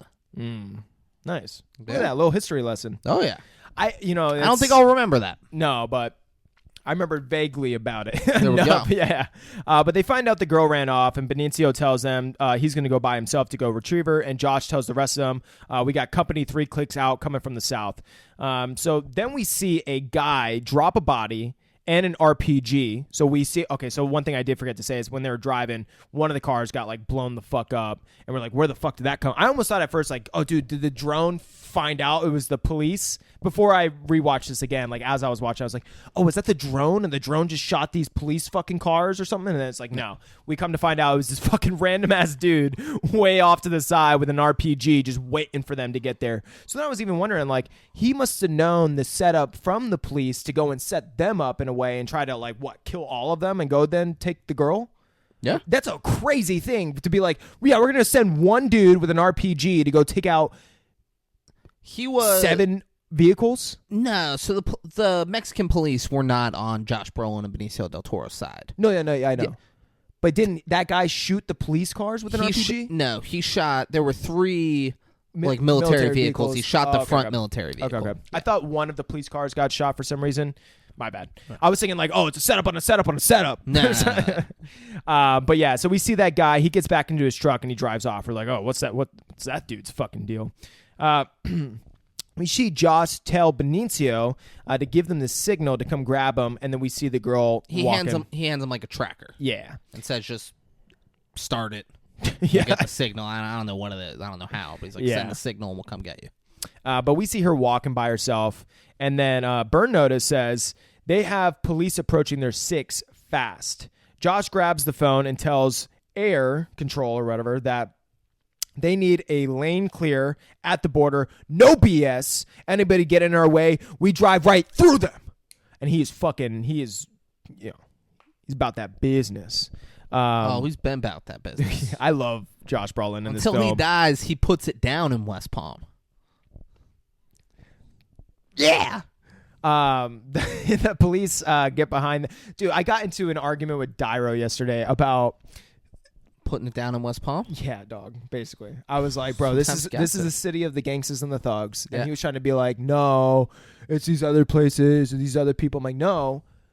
Is my dog Suave, Smooth, Cool Cake, T-Dot, bro? You don't know nothing about that cake. You don't know about the shit. Dyro don't know shit about that. That's what I'm trying to tell him, bro. Yeah. He's trying to get on me about, no, it's not them, and starts laughing about the 5.68. I'm like, bro, what you doing, bro? Fuck. But I have to Fuck out of here. But I have to put some respect on it. Fuck out of here with some talk like that. Thank you, David. I knew you would understand. 100%, man. 100%. I live that life. I know you do. That's what I'm saying. Dyro doesn't live it. He doesn't know. He doesn't live it. You don't live like us. Have you ever seen the video where it's like 2 white dudes, and they're like, one dude's like, yeah, he's like throwing his fists together like that. He's like, yeah, they wouldn't want a piece of us. And the other guy laughs. He goes, yeah, that's right. And then they stand back to back. They look at the camera and they go, yeah. And they're like full-grown adults. I got to show you this video. That's not us at all. No, I'm not saying that's Those us. guys sound like doofuses, No, all yeah, right? they're doofuses. We're the real deal. No, we are. It sounds like you're comparing them to us. No, if anything, that's Dyro. We're nothing like them. Yeah. Yeah, Dyro is the goofy white guy. Yeah, that's what I'm in saying. The scenario. Yeah. All right, so we're back to the movie. The police get behind them, and Josh opens up the hatch in the Humvee and just is standing, just aims at them for a second. They don't move. They don't swerve. They keep on him. So he's like, all right, and just fucking shoots one of the drivers in one of the police cars. They go fucking sliding off the road, and he just gets back in. Like, that'll fucking teach them. Like, all the cars stop. Yeah. And then they get through the border fast. And there's a fucking lane clear, which is like, how did they do that? It was like 10 minutes ago. They were ready. He said, I'm driving through the fucking... They were like, we better get these cars out of the way. Yeah. Yeah, which is so great because that means someone called up a dude who's getting paid like minimum wage working the border, being like, clear those fucking lanes. This is important. Clear those lanes. We're about to have a real problem. Yeah, we're gonna have World War III if you don't clear that fucking lane. There you go. The girl gets to the road only to be seen by the RPG guy, and he's all fucking bloodied, and he says, "Isabel," and she fucking runs because she's like, "I don't know who the fuck that is," and he captures her. Which is like, I thought she would have been able to run faster, but, I guess he's got a good gait on him. And drags her back to the truck, only to get shot in the head by Benicio. Fucking love Benicio. Always there in the nick of time. Drags her back. It's very rapey, the way this whole thing feels. Yeah. Like, Benicio del Toro saved her from a real bad situation. Which is also weird, because I thought he was a part of... He's with the Mastromamos or whatever it is. Yeah, that makes sense. So, Benicio tells her to get in the truck, and she listens. They're driving, and she asks, who kidnapped me? Like, she's fucking on to some shit. Benicio says, your father has a lot of enemies, and she asks if he's one of them, and he says yes. We see Josh Brolin is somewhat injured and will need stitches, like in his forearm or some shit. And Trish from 40-Year-Old Virgin, she fucking shows up. She goes, and Josh tells her that his source is with the girl right now because she's getting all huffy puffy about where the girl is. And Josh is like, I got it fucking figured out, all right? All right, Trish? And that she'll be back in an hour. She's pissed that, like, it's supposed to be... No one was supposed to know they were over in Mexico. Yeah. Because they wanted it to make it seem like the other cartel was doing this. So she's mad that he then got in a gunfight with Mexican police and killed a bunch of them. Yeah. She's like, this is fucking bad. Yeah. And Trish is actually not even mad about the whole girl thing. She's like, that's not even what I'm talking about. And then Josh goes, because then he knows what she's talking about. Josh goes, it was green on blue. There was no other option. You wanted Afghan, you got it. And then she says, this isn't fucking Afghan. This is our fucking neighbor. All right, and then goes on some statistic that like 54% of like Americans have relatives that like live in Mexico or something like that. Like as if that fucking matters. No, it does. But Josh Brolin is like, dude, we were fucking ambushed. They attacked us. Like, I don't give a fuck if Fox News is showing dead Mexican police, all right? What the fuck did you want me to do? I had to kill him, all right? It was killed or be killed. And she says, doesn't matter. POTUS doesn't have the stomach for this, and he shut us down. So that's why I guess I thought that she was referring to the Secretary of Defense as that. Which I would love to know who the fucking president is. Who's the fucking pussy who ain't got the stomach for this shit? Yeah. Grow up. Yeah. Having my dog Josh Brolin in the Crocs risk his life. It was green on blue, Mr. President. Yeah. So Josh can't fucking believe it and tells her to sit that fucking coward down and that this is how we win. And she goes, he's not worried about winning. He's worried about being impeached because you killed 2 fucking dozen Mexican police. And Josh is like, well, they had it fucking coming. Josh Brolin says, who worked for Reyes? Spin it. Do your fucking job, Trish. This only helps us. And she says, your job was to start a war with Mexican cartels, not with the Mexican government. And Josh says, this is why nothing ever changes. It never changes. And then she laughs and says, you think change was the goal? You stupid fuck. You've been working for too long to not know that. So now we see Benicio and the girl walking through the desert and end up stumbling upon a house with a random deaf dude in the desert. This guy is great. All right. He is so happy in a way to see these people and to find out that, oh my God, Benicio, you have a daughter that used to be deaf? Benicio's doing sign language with him. Yeah. He's like, how the fuck do you know sign language? And then at one point, the guy's like, how do you know this? Yeah. He's like, my daughter. He goes, she's deaf? And he goes, she was. And the guy goes, sorry. Oh, that's so great. It would have been great if the guy is like, she was, and goes, she got her hearing back? That's amazing. What? How? How do I get my hearing back? But Benicio asks the guy if they could stay there for the night and asks if they have food and water. And the guy says, is she the girl kidnapped on TV? Like, I'm surprised the dude's got internet connection. Yeah. Or cable or anything. Like, he's in the literal He's fucking out of nowhere. no, it's just a house and nothing else is anywhere near him. Yeah. Yeah, there's... And then Benicio del Toro says, help me help her. Yeah.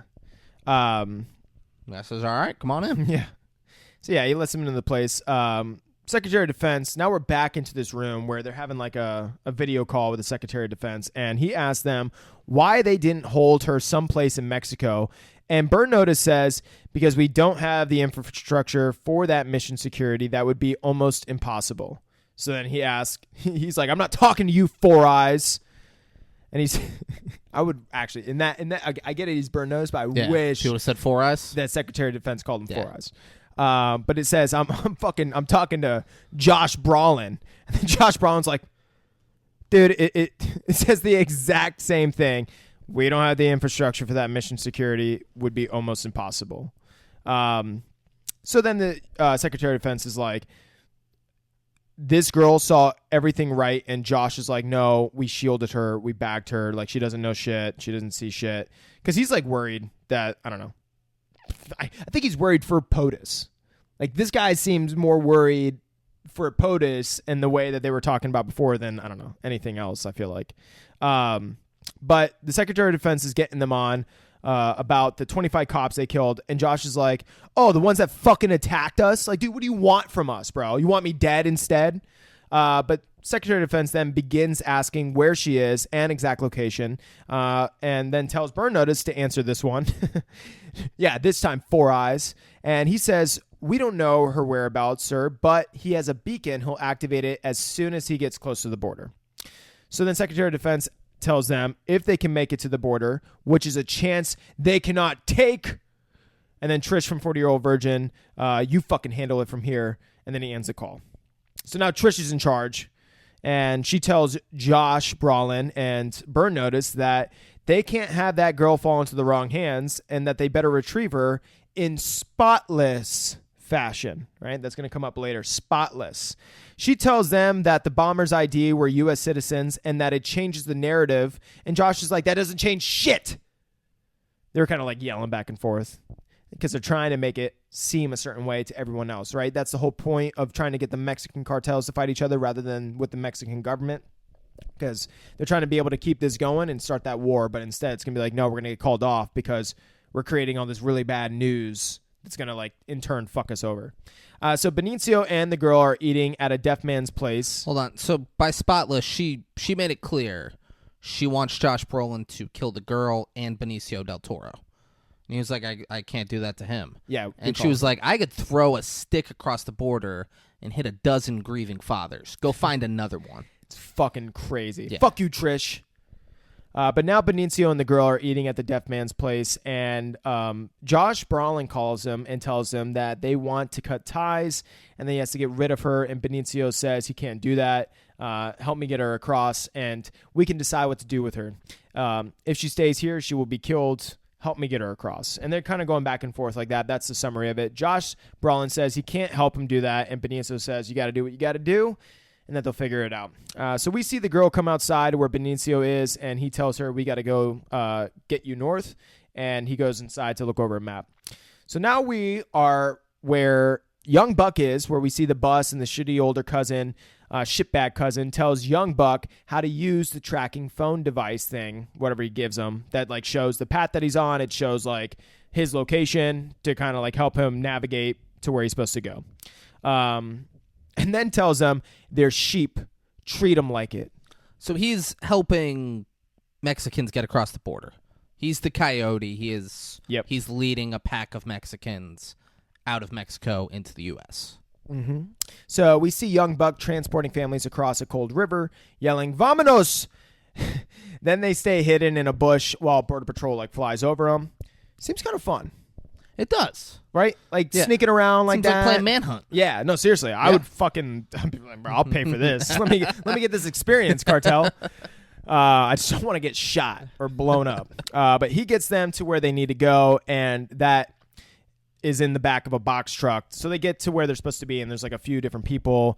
There's a box truck, a few other men, and then there's a minivan. So they put all the people, all the sheep, in the back of the box truck, and then the young buck walks over to the minivan where a mom, like a white fucking suburban woman, and an infant, with a baby in the back seat, says, "Oh, it's okay. Come on, just hop in, baby. Where are you going?"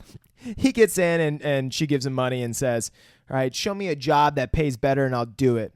Where you headed, baby?" It's like, whoa. That's fucking weird, dude. How did she get in this spot? Like, I want to know. Like, how did she get this job? But he tells her to drop him off at a grocery store, and he's pretty cut and dry with it. Like, he doesn't seem like he wants to. He said, "Drop me off at the whatever grocery store. I'll get home from there." Yeah, he's like, he doesn't want this person knowing where he lives. Yeah, smart. Yeah, well, no, it is smart. Yeah, don't trust a fucking white woman with an infant at a fucking trafficking ring. I mean, it's fucking insane. We see Benicio and the girl ask him why he knows sign language, and he says his daughter was deaf, and she says, "I know who you are. You are the attorney whose family they killed." And he says, "Not they." She says, "My father," and he says, "the men who worked for him." Trying to be like, yeah, yeah, your dad fucking killed my family. That's why I'm doing what I'm doing.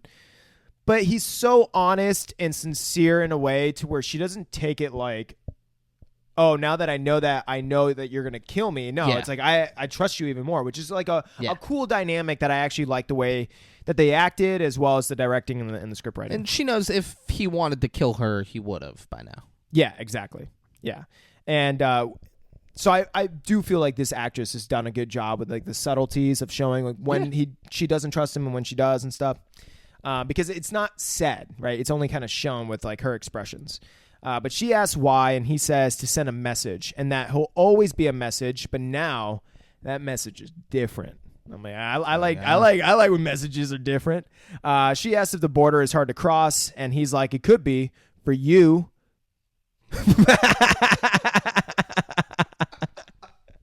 Not a grown ass man like me. I'll get over no problem. I've done this a million fucking times. But she then cuts off her hair, or like he has her probably do that. And then he says, your name is now Karina from Oaxaca or Oxaca. I don't know. I don't fucking know either. on the way, Benicio tells her, if anyone asks who I am, tell them you're paying me to pretend to be your father. And she's like, why the fuck would I say that you're pretending? And he's like, because your dumbass lies will be different from my smart ones. And now we have the same lie. Now give me your shoe. And then you're like, what the fuck? And then he puts the tracker in it and you're like, oh, okay. He activates it. No. He gets the shoe and he goes, that's good shoe. And heads back. That's nice. How long have you had those? But yeah, so he like fucking activates some tracker and puts it in. And like tells her. Like she's so fucking part of it. Like she's all game. Whatever Benicio says. So we see Josh and Burn Notice and Trish in a room seeing the tracker has been turned on, which is crazy. They've just been sitting there waiting. And Trish is like, I'm sending in a team. And Josh is like, fuck no. I fucking got it. All right, I'm Josh Brawlin. Because if I don't, he's going to fucking kill you. Which is great. I actually want to see that. He's like, you're not going to get a team that's going to be able to kill him. Yeah. I will. Yeah, or for him to trust you guys. Like, if you guys get some random, like, if I come in, he'll trust me or, like, listen to me, this and that. And if you have to do it, which means you probably do it the wrong way, like, he's going to find a way to come and fucking kill you. Because this is all your fault. But, I mean, not really, but in a way. I mean, her wanting him dead is. He's like, all right, well, fucking. And probably the way that she probably put some restraints on, or no, she didn't. There's no fucking rules. But Benicio del Toro doesn't have to die in this scenario. Like, that's the big thing. Like, she doesn't want to take the chance of letting him live in case he talks. Yeah. So she's like, all right, well, he has to die too. It's the way the world works. Yeah. Benicio and Little Girl show up to get trafficked, where Young Buck is young bucking. All right, so working. So Little Girl is like, fuck, there's so many people being trafficked. Like, this is all because of my father, or like somewhat because of him. You can tell she like feels almost like a surprise, but also like guilty in a way. And Benicio is like, yep, that's how it is. All thanks to your fucking father. But no, he doesn't say that. So we see Josh and Burn Notice and a couple others get into a helicopter. Cut back. Now we got Shitbag, older cousin, says to the sheep, good morning, future Americans. How are we? Saying it in Spanish. Huh? Has everyone paid? He's like fucking looking around. He's like, you fucking pay? You better have fucking paid. But then he looks at Benicio and he says, you fucking pay? Benicio says, no. And then Shitbag cousin asks him, you know how much it is? And Benicio says 1,000 for both. And the guy goes, no, 1,000 for each of you. So Benicio's like, you're taking food out of my mouth, bro. And Shitbag is like, you don't get to discuss it, bro. This is my fucking job. And then tries to tell the kid that she needs to travel alone. He's like, all right, fine, I'll fucking pay. Here's the $2,000, but we have to travel together. He like stood up as if he was gonna be like intimidating, but then was like, fine, I'll pay the $2,000. Yeah. And Benicio, like, he doesn't really care about the money. You could tell he just didn't want to say yes so quickly, and then he's like, all right, well, what's this guy's deal? Because he's so believable. Yeah. So great. Yeah, so he's like, oh, come on. He's like, I got to have some money when I get over there. And the guy's like, that's not my problem. What I thought was kind of curious about was like, how did he know he needed exactly that much money? I mean, maybe he's got the data, certain things to know, like how much it usually costs. But I mean, God forbid they're like, it's $10,000 and he's only got $2,000. He would have found a different way then. Yeah, true. Yeah, he'd have been like, all right, I'm Benicio. Yeah, I'll get over there some other way. So Shitbag cousin tells the sheep to get on the buses, and then tells Benicio and the girl to get on the bus, and looks at her and then kind of gets like, looks at it in a weird way, but then gets on the same bus to drive them. We see Josh and the crew flying overhead, checking vehicles and going over ETA.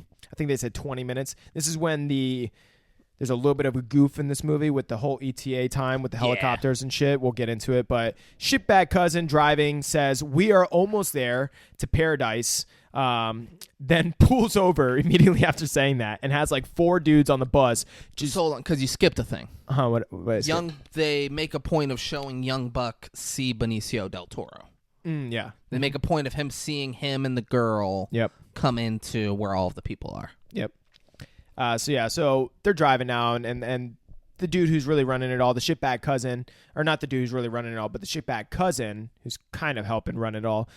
He's like, oh yeah, we're about to be at Paradise. Don't worry, in a minute. And they pull up to the side of the road, and then there's like 4 fucking dudes that all pull out pistols on a Benicio, and they're like, yeah, we fucking knew it was you. You thought we were fucking stupid, which is just crazy that they like plotted with 3 or 4 other dudes to be like, yeah, go on the bus and just like act like a sheep. You know how to act like a sheep, right? Like, oh yeah, I can act like a sheep. Yeah, I've been seeing the sheep all day long. Yeah. But Benicio is playing it so fucking cool in a way. Like I don't know. He's just staying so cool, calm, collected. And then,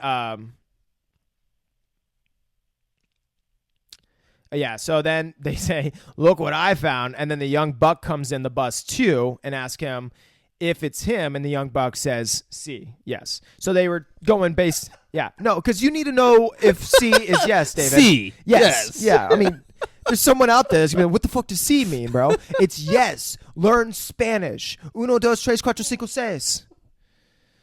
It's not hard. I fucking don't know any Spanish. But they asked Benicio if he was in Texas a couple days ago, and he says no. And the guy goes, my people don't lie, especially not to me. This is like the dude who really runs it all, right? He then takes the hat off the little girl and notices it's her. Well, probably knew it was her, but just like now for sure knows. And then tells the men to take her to his truck. He says, hey, take Isabel Reyes to my truck. So like just showing like, hey, I know exactly who she is. Yeah. Fuck's going on here. Yeah. So then the guy asks Benicio, what are you doing? Like taking a holiday at the border? Benicio tells him, no, we're escaping a bad situation. And Benicio's really trying to play this, to where it benefits him, right? Obviously he would try, but he's trying to basically manipulate this guy by basically going over how their only option was to cross the border. I'm taking her back to her mother as she is high value, but is also very dangerous for all of you and your loved ones, right? Trying to hint like, this is an important girl, like you obviously know. If you harm the girl, you will be starting a new war, or we can make a phone call and ensure the safety of everyone. So then the guy immediately leaves the bus to go ask the girl, like, hey, does he actually work for Carlos Reyes? And or he asked Benicio that, and Benicio's like, it's as simple as that, brother. So that's when he goes to the girl and asks, like, hey, is that guy really pretending to be like your dad? Does he really work for your dad? So he just asks who he is. Yeah. And she says what Benicio del Toro told her to say, which is that I paid him to pretend to be my father. And he goes, well, he says he works for your dad. And she says, goes, yeah, that's what he does. Yeah. But he's like, all right, well. So you're thinking like, oh, this is good. Like, this is going to all work out. And then the guy goes back in to Benicio in the bus and asks him, so what do we do? And Benicio tells him, let's contact my guy to get in contact with the boss. And then he acts like he's going to give him the phone. Like the main dude, I don't have a fucking name for this guy, acts like he's going to give him the phone and be like, yeah, okay, call him and get in touch with the boss so we can do this trade, basically. And then just fucking pistol whips him behind and knocks Benicio out. They pistol whipped him twice. Yeah, they fuck him up. Yeah. And then they duct tape his face and like hog tie him. Put a bag over his head. And yeah. So now we see Josh Brolin and the crew, and they say now, before it was 20 minutes, now it's 15 minutes ETA.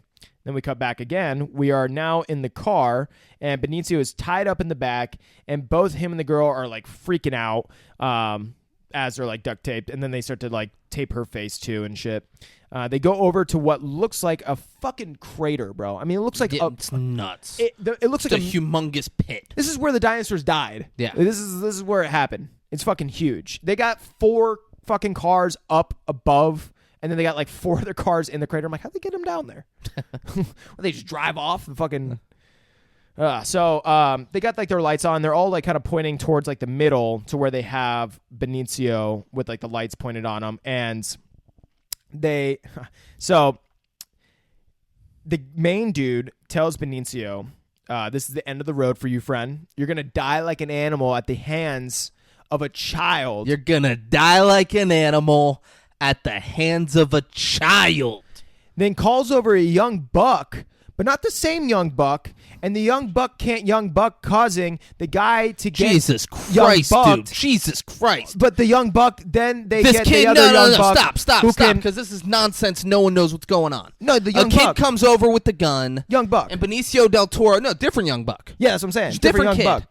It's a kid. This is an important scene in the movie. You're being too weird for it. Bro, it's a young buck. A kid with the gun, and Benicio del Toro is just screaming and freaking out, and the kid's like, Jesus Christ, I can't do this. This is fucking insane.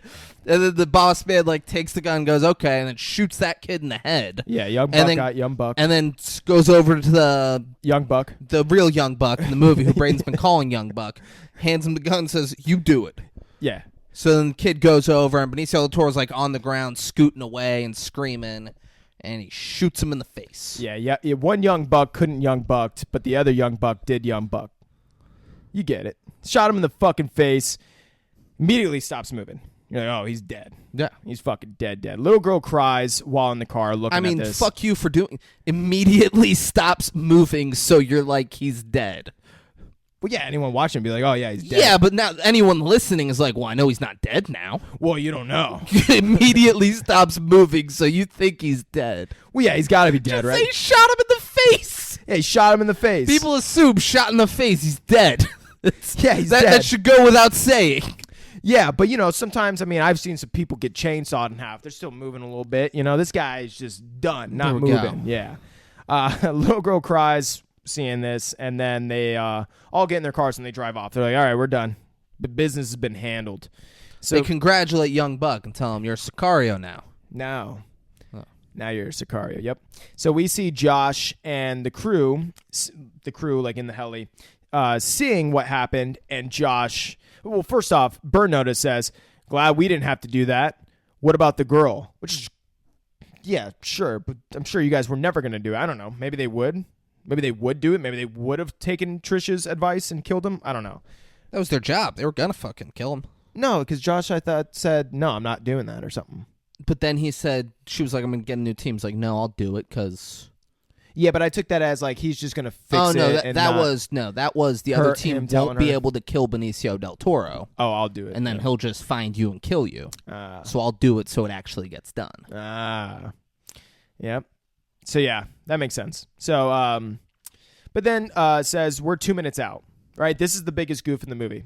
So as Josh Brolin is just staring at Benicio's body lying there, and then he says to base once when he kind of comes out of it, what subject's exact location inside the car?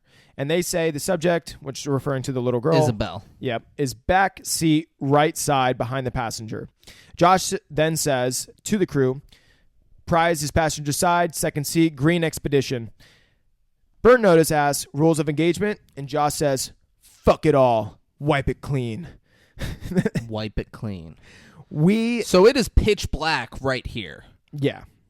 And that's the 2 minutes. And they're 2 minutes out. So now. They're 2 minutes out. It's pitch black. 2 minutes later. And daytime. Yeah, daytime. We then see two helicopters flying towards two of the vehicles that left the area where they killed Benicio del Toro. Josh Brolin and the young buck who knows. The young buck jumped out of the back of the truck afterwards. Yeah. They were riding away. He was in the back of a truck with a bunch of people, and he's like, I'm getting the fuck out of this thing. Yeah. Jumps out. I don't want to get young bucked. Yeah. So he jumped out the back of the truck. Way before a helicopter showed up, before anything was happening. Yeah. He jumped out. And all the dudes are like, bro, what's the big deal? Yeah, truck keeps moving. Yeah, which is funny. Truck's like, we got a schedule to keep. Yeah. Fuck that dude. But we see Benicio is still fucking alive. What? He's moving. He starts freaking out in the dirt, and he's like, "Oh fuck, I'm alive!" And then he somehow opened up. He uses the dirt to open up his pull the thing off his face. So first he opened up a hole in the mask where he could breathe. He's and it's like, dude, good way to sell it. It sounds like you're fucking tormented right now. Just in the situation that you're in. So then he uses the dirt to be able to see, and then he notices no one's there. He's like, what the fuck? And he's spitting up all this fucking blood. But now we're back at the helicopters. The helicopters catch the two vehicles, and the guys tell them to not. So the main dude, who's part of the sheep trafficking ring, tells them to not shoot, but be ready. And the helicopters literally land right in front of the cars, cutting them off. And as they land, they shoot the driver, and then they all get out of the helis, and they just start shooting the people in the car. Josh Brolin goes up to where the girl is in the back seat, and main dude is holding her hostage with a gun to her face. And Josh Brolin just doesn't hesitate, but just like aims a little bit better and then just fucking shoots him. Girl is in shock. And then this is one of my favorite parts of the fucking the movie. They go back to the last truck, so the truck, behind where they just were, and Josh Brolin's like, stand up, and they all stand up and just mows him down and just immediately walks away. And 4 Eyes is like, what the fuck, bro? How am I? What are you gonna do? No, he doesn't care about that. Josh Brolin grabs Isabel and starts walking towards the helicopter. Yeah, but they were talking about being spotless, so he did care that they're leaving it. No, spotless was her needing to die as well. True, yeah. They wanted no one to be a witness to anything that the U.S. has done in Mexico. True, yeah. So Bernard's like, what the fuck are you doing? Like, she's supposed to be dead. You're bringing her on the helicopter. Yeah. And he says, fuck you. We're putting her in witness protection. Yep. And then they go in the helicopter and they fly off. Yeah. We see Benicio struggling to get freed from being tied up, and he uses the dead young buck's belt buckle to free him. Look at that. He makes his way to the truck. I mean, dude, he must have walked so far. He makes his way all the way to those trucks with all the dead people, and then takes one of their guns and looks in the mirror, and he's like, oh, fuck, I got shot through the cheeks. Went in one cheek, out the other cheek. Yeah. And he gets in the car and drives off. And as he's driving, he passes a cop car that just fucking turns around and starts trying to go after him. But it's not a cop car. It looks like a cop car. Yeah.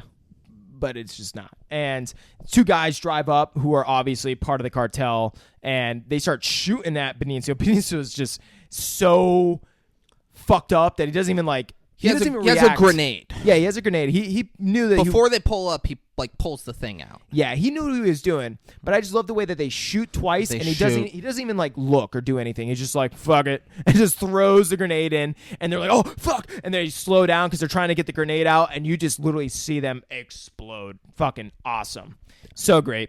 And then it just keeps fucking driving. But Benicio then passes out, which I love. He's like, they're showing the struggle of him trying to drive. Passes out, drives off the side of the road, and then wakes back up, and then gets back on the road and starts driving again. But now we're back in the heli. There's some pretty awkward vibes going on between the little girl and Josh Brolin as they kind of just stare at each other.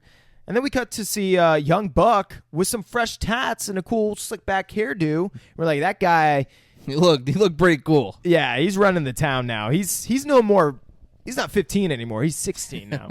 But he goes to the mall, and he goes back to the fast food restaurant place that he went to before to collect money. And he goes in the back room, opens it up, and who does he see? Who? Benicio del Toro. There we go.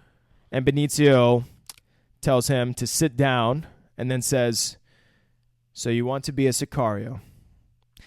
Let's talk about your future. And then goes and closes the door, and you're like, oh, shit. Wow. Benicio's going to use this fucking kid to take down the cartel or something. Or he's going to kill him. Or just kill him. You got no future. Boom. Nothing. Guys, that's Sicario, Dave the Soldado. It's hard to say. Not as good as the regular Sicario. But you know what movie's goddamn far better than both of these movies? Dude, The Nutty Professor. The Nutty Professor, guys, you will be hard-pressed to find a better movie. Yeah. I challenge you to tell me there's a better movie. You know what movie's far worse than both of these movies? Oh, bro. Never Back Down. It's what we're doing next week. There's a fat guinea that I used to work with who's like, do Never Back Down. Why don't you guys do Never Back Down, huh? So, we're doing Never Back Down. Brian Pearson also, it was a close decision. Brian Pearson recommended Richie Rich, and I never responded to his text. But it was, Brian, I want you to know if you're listening, wasn't an easy decision, but we're doing Never Back Down. And guys, do you want to watch Never Back Down before we do a podcast on Never Back Down? You should watch Never Back Down before we do a podcast on Never Back Down. Here's where you can watch Never Back Down before we do a podcast on Never Back Down. It's available for free on Tubi, Amazon Prime, Freevee.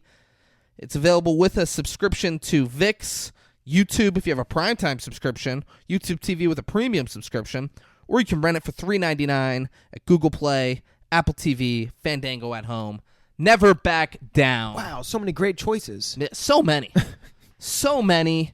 And guys, can't back down from those choices. The person who recommended Never Back Down dealt with me directly. But do you know why he dealt with me directly? Because we don't have a dean of discipline. We don't have a dean of discipline, guys. Guys, it's been too long. I'm getting fed up. If you're watching this right now and you're like, fuck, I think I could be a really good dean of discipline there. But I just don't know, like, maybe I don't have what it takes. You know, I'm intimidated to approach the 5-6 Kings. I'm sure they're getting tons of applications. We're not. No. Send us your application, guys. And yeah, if you get selected, 10% of all future earnings of the 5-6 Kings, guys. 10%. What? It's like buying Microsoft in the 70s and Braden. What did people who had the opportunity to buy Microsoft in the 70s and passed on it do? David, they killed themselves. They killed themselves, guys. Don't fucking kill yourself. Don't do it. Braden, you got anything else for the people? Don't traffic people across the border unless they're paying you really good and you got sheeple in your bus. That's fair advice, guys. Daddy's got to take a shit, so thanks for watching. Thanks for listening. And I'll see you all. Oh, I'll see you all Thursday because we're doing The Boys. We're going live. Guys, we're going to start doing The Boys and House of the Dragon. That's what the rest of the summer's going to look like other than Never Back Down. In town. Boys are back in town. Guys, I love you all very much, and we'll see you Thursday. Peace out. Bitch, I'm from Palm Beach County, that's where I'm from. When niggas get